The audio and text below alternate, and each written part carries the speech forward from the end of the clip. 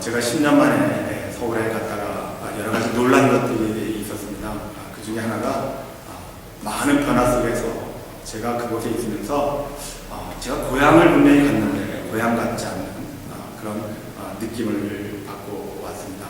여러 가지 이유 가운데 많은 변화가 있었겠지만은 유독 많이 변화된 것 중에 하나가 서울을 걷다 보면은 외국인들이 이제는 많아졌다는 겁니다. 이곳저곳에서 이제는 낯설지 않게 외국인들을 보게 됩니다. 또 뿐만 아니라 탈북민들이 참 많았던 것을 제가 목격하고 또 경험을 했습니다. 북한을 떠나서 그 남한에 정착하게 된 사람들의 대부분의 이유가 지금 요즘 북한의 식량 사정에 대해서 먹을 것이 없어서 탈출한 그런 사람들도 있고요. 또 반면에 그 북한에서 살면서 반동 분자로 몰려서 더 이상 그 북한의 체제 속에서 살아갈 수 없는 그러한 사람들이 탈북해서 남한에 정착하며 살아가는 많은 사람들을 보게 됐습니다. 그런데 이 북한, 자기의 고향, 땅을 버리고 이 탈북한 이 사람들의 대부분이 그토록 지긋지긋하고 사람이 살 수 없는 그런 환경 가운데서 살면서 도망쳐 나왔지만 잠을 자다가도 벌떡벌떡 일어나서 고향 생각에 눈물을 지으며 밤잠을 이루지 못하는 그런 사람들의 사연을 또한 듣기도 합니다.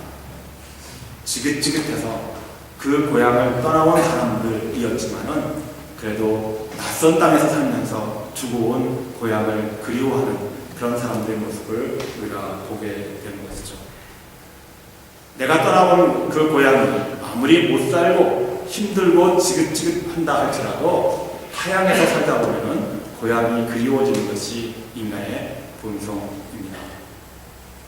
오늘 본문의 말씀 가운데서 사람이 이 세상을 떠나서 또 영원히 거할 곳이 있다고 우리에게 일러주고 있습니다.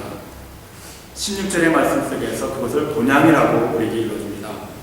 그런데 그들의 본향, country of their own, 그들이 소유하는 나라는 하늘에 있다고 우리에게 말씀하고 있는 것이죠. 다시 말씀드리면 오늘 성경 말씀은 우리에게 이 땅에서 사는 인생들이 태어난 고향이 있지만은 또 한편으로는 하늘 위에 또 다른 고향이 있다는 것입니다. 16절에서 그것을 더 나은 본향이다 이렇게 우리에게 일러주고 있습니다. 이 땅의 고향보다도 더 나은 고향이 하늘 위에 있다는 것입니다. 자, 그렇다고 한다면은 이 땅에 살면서 고향에 갈 수 없는 사람들의 서러움, 그 마음 아픔이 얼마나 괴롭습니까?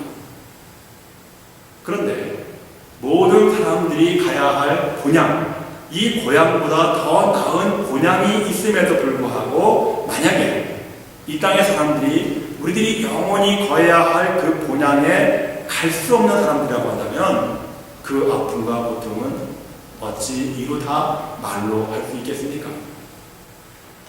오늘은 사순절 두 번째 주일입니다.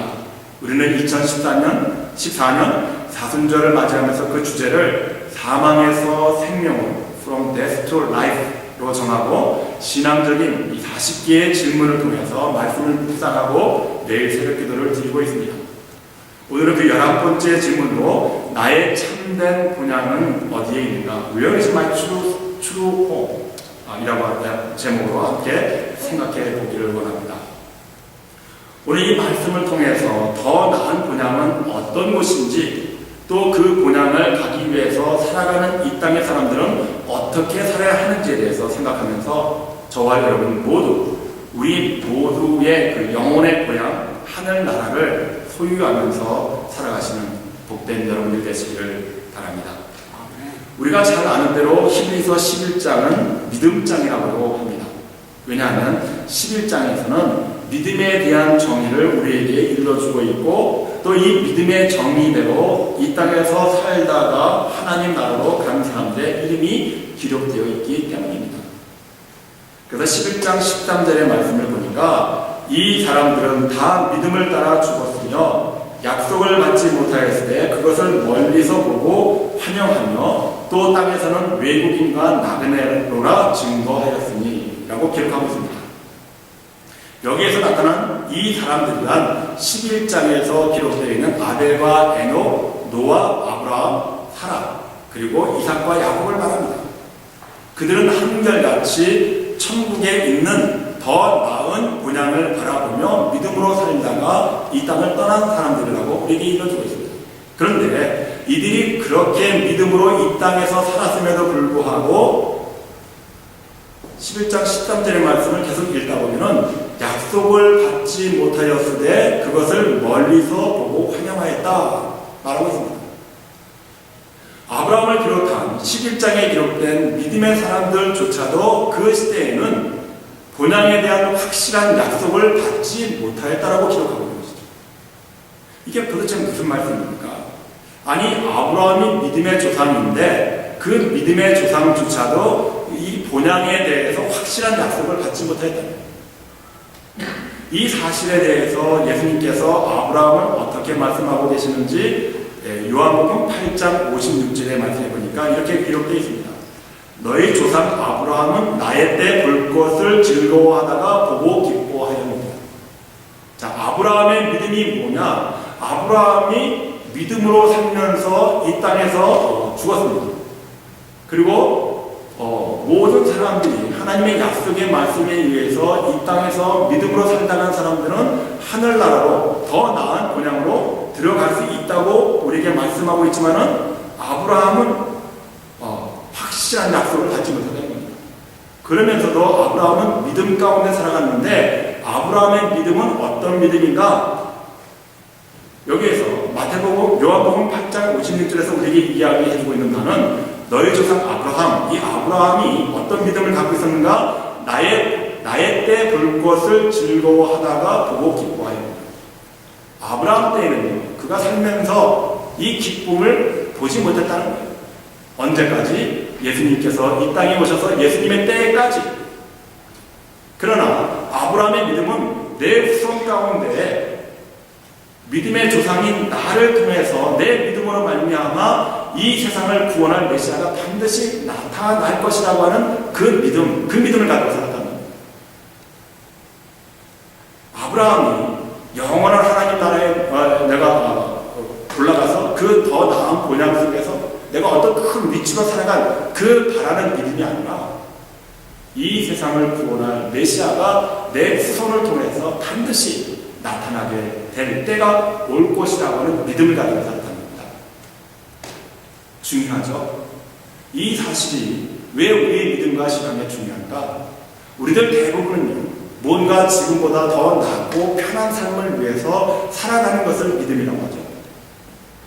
그러나 믿음의 정의는 저와 여러분들이 바라는 어떤 삶을 원하는 것이 이루어지는 것이 아니라 하나님께서 우리 인생을 통해서 나타날 역사를 되어지는 그런 역사들을 믿음 가운데에서 바라보고 즐거워하고 기뻐할 수 있는 그것을 믿음이라고 말씀하고 있는 것이죠.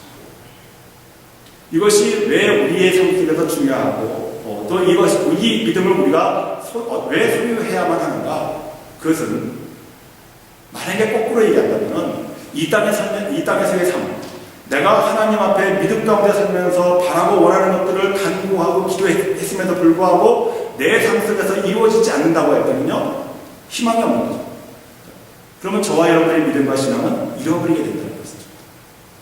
그러나 그럼에도 불구하고 내 삶 속에서 내가 간구하고 바라는 간절한 소망들이 이루어지지 않는다 할지라도 그 안에서 하나님을 바라보면서 이러한 힘들고 어려운 때 왜 하나님께서 이런 때를 두셨는지 나의 때, 그래서 예수의 때를 바라보면서 믿음으로 소망 가운데 살아갈 수 있는 삶을 원하시는 그러한 삶이 바로 믿음의 삶이라는 것이죠.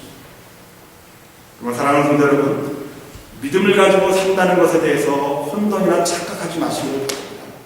믿음은요, 하나님의 때가, 하나님의 온전하신 것들이 우리 삶 속에서 이루어지는 것을 바라보면서 즐거워하고 기뻐하는 것이 바로 믿음인 줄 믿으시는 여러분들 되시기를 바랍니다. 하찮은 것, 소소한 것, 이 땅에서 없어질 것을 바라면서 살아가는 인생이 그런 것이 믿음이 아니라 하나님께서는 우리에게 바라게 하시고 이제 먼 장래 미래 속에서 나타날 확실한 증거를 보여주기 위해서 저와 여러분들을 믿음 가운데 살아가게 하신다는 겁니다.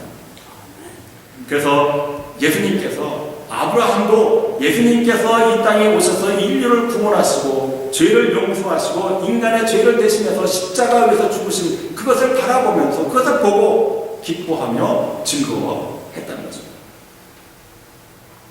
많은 사람들이 천국의 존재를 부정하거나 혹은 있으면 그만이고 또 없으면 상관없다는 그런 식으로 신앙생활하는 사람들이 많이 있습니다. 그러나 그것은 자신의 생애에 대한 무책임한 태도입니다. 뿐만 아니라 많은 사람들이 이 문제를 아주 쉽게 생각하죠.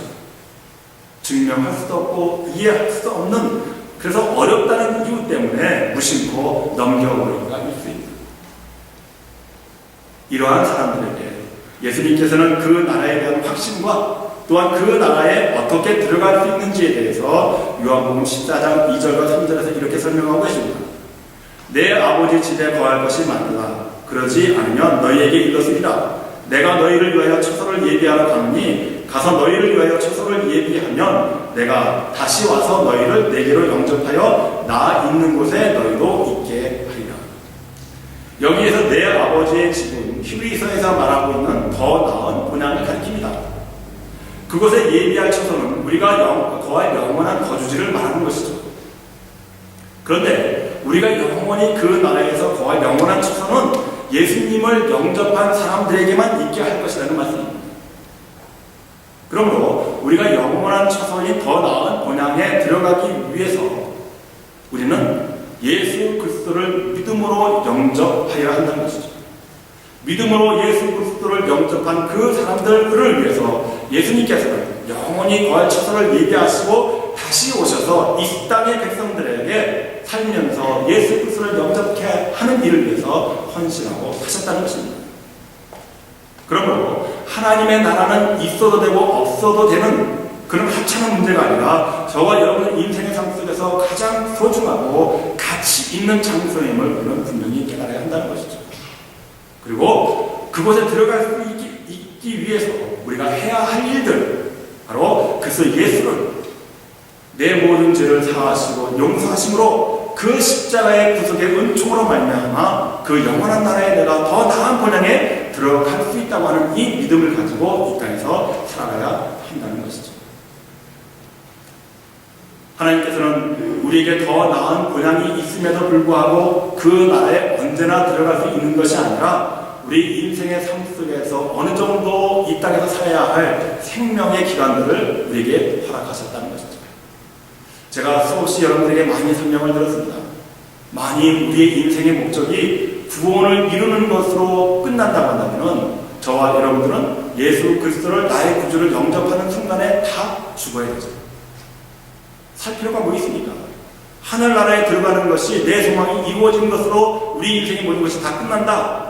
그러면은 내가 예수를 믿고 그 주님을 나의 구주를 영접했을 때 우리는 다 죽어야 됩니다.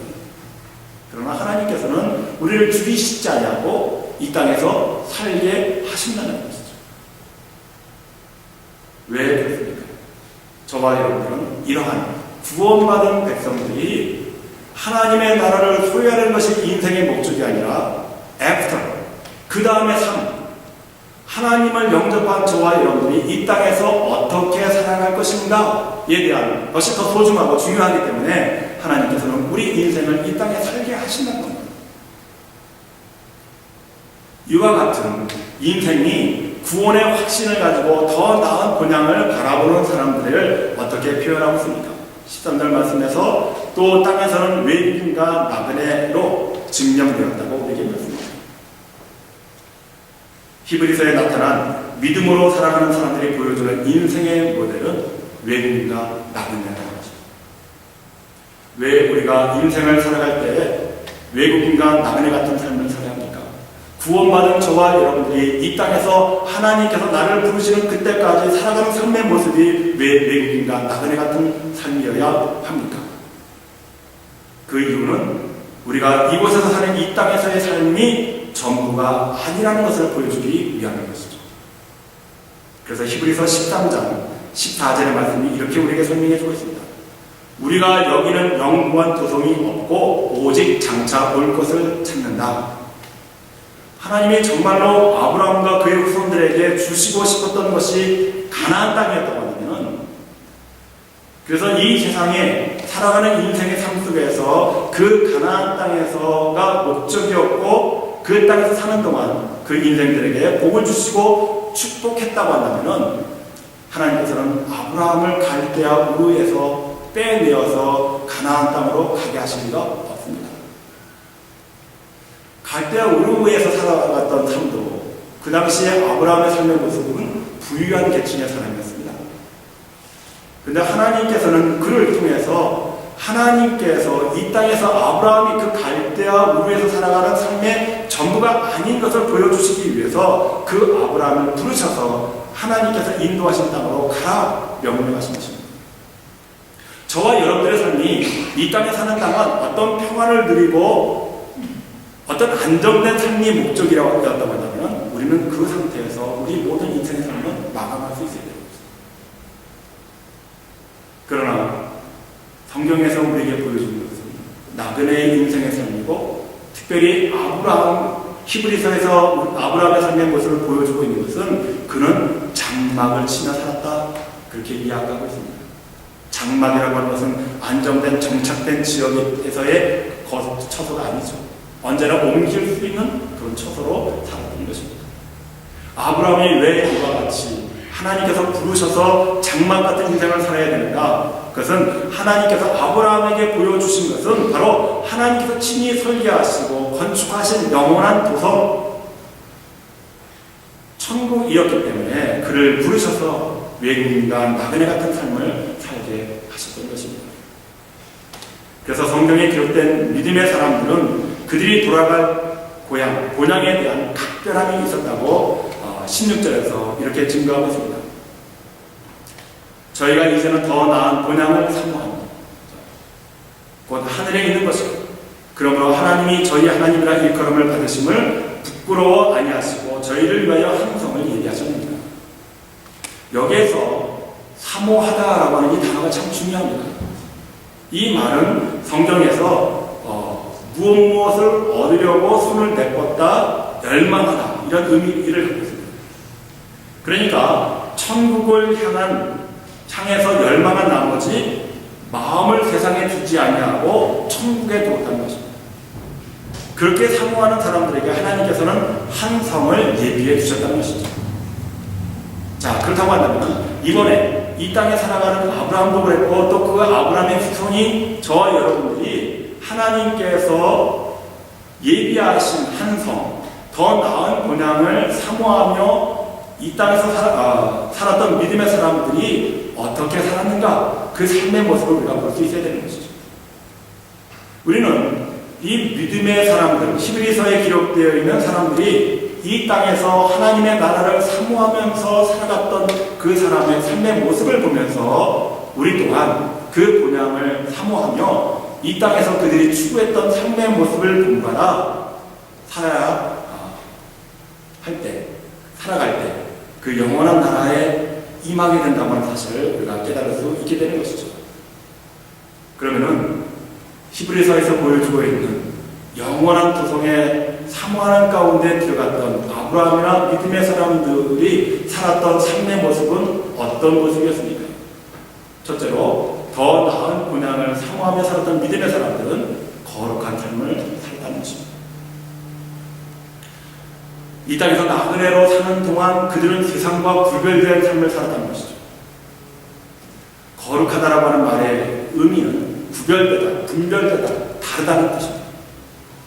그러니까 이 믿음의 사람들은 이 땅에 살면서 세상의 사람들과 다르게 살았다는 겁니다. 그렇다고 한다면 다르게 산다고 하는 것은 어떤 모습입니까? 이 모습에 대해서 베드로전서 2장 11절과 12절의 말씀에 보니까 사랑하는 자들아 나그네와 행인 같은 너희를 권하노니 영혼을 거스려 싸우는 육체의 정욕을 제어하라. 너희가 이방인 중에서 행실을 선하게 가져 너희를 공고하시는 날에 하나님께 영광을 돌리게 하려 합니다. 자, 거룩하게 산다는 것, 구별된 삶. 우리가 비록 나그네와 행인 같은 삶을 산다 할지라도 이방인 중에서 세상 사람들과 다르게 살아가는 삶의 모습 가운데에서 행실을 선하게 하는 것입니다. 그것이 거룩한 삶의 모습인 것을 우리는 말씀을 통해서 깨달을 수 있어야 하는 것이죠. 그리고 베드로전서 4장 2절과 3절의 말씀에 보면은 그 후로는 다시 사람의 정욕을 쫓지 않고 오직 하나님의 뜻을 쫓아 육체의 남은 때를 살게 하려 하며 너희가 음란과 정욕과 술 취함과 방탕과 연락과 무법한 우상숭배를 하여 이방인의 뜻을 쫓아 행한 것이 지나간 때가 족하도다. 무슨 말씀입니까? 저와 여러분들이 예수 그리스도를 영접하기 이전에 저와 여러분들의 삶은 죄악된 삶을 살았다는 겁니다. 이방인들과 똑같이 그렇게 우상을 숭배하며 살았다는 것이죠. 그러나 예수 그리스도를 영접한 그 이후에 우리의 삶은 구별된 삶을 살아야 되는데 그 구별된 모습을 우리에게 보여주시기 위해서 베드로전서 4장 2절과 3절 말씀에 이렇게 기록된 것이죠.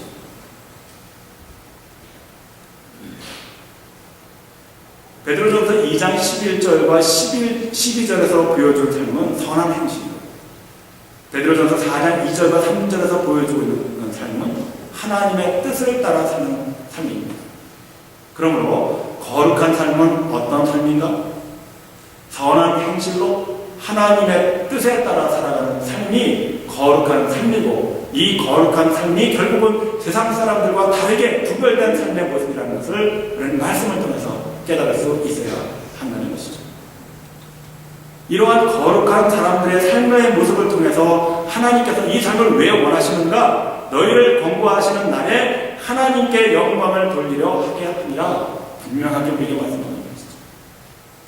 그렇다고 하면 저와 여러분들은 이 땅에 살면서 믿음을 바라보면서 살아가는 삶의 모습이 구원을 얻기 위하여 하늘나라를 소유하기 위해서 사는 삶이 아니라 하나님께서 예수 그리스도를 영접한 그 다음의 삶을 더 지속되게 살게 하시는 그 이유, 그 목적은요, 저와 여러분의 삶이 하나님께 영광을 돌리기 위한 삶으로 구별되어 주셨다는 것입니다. 그 구별된 삶이 선한 행실과 하나님의 뜻을 쫓아 사는 삶이라고 하는 것을 우리가 보여주고 있는 것이죠. 그러므로 사랑하는 성도 여러분, 하나님의 영광을 위해서 살아가는 저와 여러분의 삶, 이 삶이 우리의 본연의 인생의 목적인 것을 깨달으시는 여러분들이 되시기를 바랍니다. 날마다 간구하고 기도해야 하는 기도의 제목이 어디 있습니까? 하나님, 나를 구별되게 하여 주옵소서, 거룩한 삶을 살게 하여 주옵소서. 그러면 도대체 거룩하게 산다는 삶의 모습이 무엇입니까? 선한 행실과 하나님의 뜻에 따라 쫓는 그런 삶의 모습인 것을 우리는 또한 깨달을 수 있어야 한다는 것이죠. 여러분, 사랑하는 성도 여러분, 이 시간 이후로 나의 생각과 뜻을 다 지워나가시길 바랍니다. 우리가 왜 하나님의 말씀을 묵상해야 되는가? 하나님의 말씀 안에서 우리는 하나님의 뜻을 따를 수 있고 그 하나님의 뜻에 따라서 결국 저와 여러분의 삶은 선한 행실로 반드시 이 땅을 그렇게 능력있게 살아가야 한다는 것이죠. 그래서 인간을 창조하신 하나님께서 그 인간에게 복을 주시면서 무엇하라고 말씀하셨습니까? 생육하고 번성하라. 모든 생명들은요 다 생육하고 번성하게 되어 있습니다. 그러나 인간에게만 특별히 하나님께서 더 선택하셔서 복을 주신 복이 뭡니까? 다스리고 정복하라는 아닙니까? 그런데 우리는 이 땅에 살면서 하나님께서 지어주신 피조물에 정복당하고 다스림을 당하면서 살아가고 있는 우리의 연약한 모습은 아닙니까? 영원한 나라를 소유한 저와 여러분들이 이 땅에 살면서 이와 같이 강한 모습으로 살아가시는 여러분들 되시길 바랍니다. 모든 질병과 육체의 정욕과 하나님의 뜻이 아닌 것에 대해서 분명히 구별되어서 하나님의 뜻대로 살아가는 담대함, 정복하고 다스릴 수 있는 능력이 저와 여러분들의 삶 속에서 드러나야 되는 것 아니겠습니까? 자, 이와 같이 우리가 부족하고 연약함에도 불구하고 하나님 아버지께서 우리 인생에게 더 나은 본향을 사모하면서 살아가는 믿음의 사람들에게 필요한 것이 어떤 삶의 모습인가? 바로 인내하며 살아가는 삶의 모습이라는 것이죠. 영원한 본향이 있다면 이 땅에서의 삶이 외국인과 나그네 같은 삶의 모습이라고 한다면 여러분, 그 삶이 얼마나 피곤하고 고단하겠습니까? 사실 그 당시에 외국인이라고 할 때 그 외국인들을 학대하는 일들이 많았습니다. 대부분 외국인은 증오와 경멸의 대상이었습니다. 신분 보장도 되어 있지 않는 오히려 노예보다도 더 못한 삶을 살았던 것이 그 당시의 외국인들의 삶이었습니다. 그러므로 성경에서 외국인으로 산다는 것은 불편함과 조롱을 감수하면서 살아간다는 뜻입니다. 그들이 이 땅에서 사는 동안 그 불편함과 어려움을 믿음으로 살았을 때, 하나님 나라를 바라보면서 믿음 가운데 살아갔을 때 하나님께서는 그들을 위로하시고 그들에게 피할 길을 주시고 사랑으로 보호하셨다는 것이죠. 무사히 그들이 바라보는 소망을 이루어주시기 위해서. 그러므로 사랑하는 성도 여러분, 여러분들도 이 힘들고 어려운 나그네와 같은 인생의 삶을 살고 있다고 할 때 우리는 여기에서 실망, 좌절하거나 하나님을 원망하는 것이 아니라 비록 내가 이와 같은 세상 속에서 살아간다 할지라도 소망을 갖고 인내하시는 여러분들이 되시기를 바랍니다. 그렇게 될 때 저와 여러분들이 이 소망 안에서 내가 바라는, 지금은 불확실한 것 같지만 언젠가 하나님의 때가, 하나님의 나라가 우리 가운데 돌아가게 될 때 확연하게 볼 수 있는 현실도 나타나게 될 줄로 믿습니다. 제가 이렇게 말씀드리면은 정말 신앙생활하는 게 이렇게 힘들면 이 신앙생활을 어떻게 감당할 수 있겠습니까? 한숨부터 나오죠. 거룩한 삶, 착한 행실로 살아야 되고 하나님의 뜻대로 살아야 되고 인내하면서 이 모든 힘든 것을 견디라 합니다. 그래서 제가 여러분들에게 희망과 소망을 주기 위해서 히브리서 13장 15절의 말씀을 오늘 본문 말씀 가운데 들었습니다. 우리 앞에 화면을 보시면서 히브리서 13장 15절의 말씀을 다 같이 큰 소리로 읽겠습니다. 시작.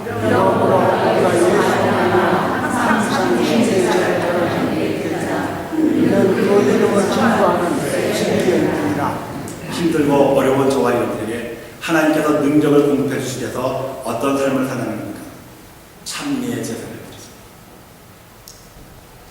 하나님을 언제나 찬양하는 이 마음, 우리가 하나님을 찬양할 때, 오늘도 우리는 예배 가운데서 많은 찬양을 하나님께 드렸습니다.